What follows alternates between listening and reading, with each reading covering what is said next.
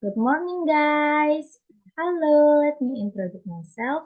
My name is Umi Ainurafillah, and I am here to tell you about a healthy lifestyle. A healthy lifestyle is a long-term commitment to maintain our several things to support body function so that they have a good impact on health.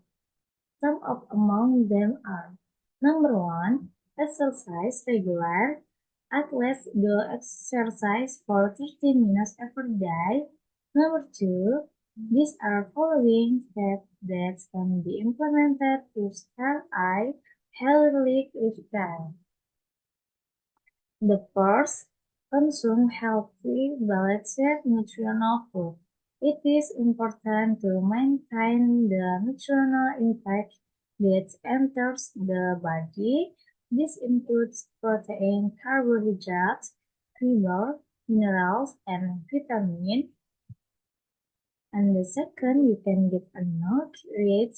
Make sure you will always make your sleeping house and get into the habit of going to bed and waking up the right time. Okay, that's all for me. See you guys.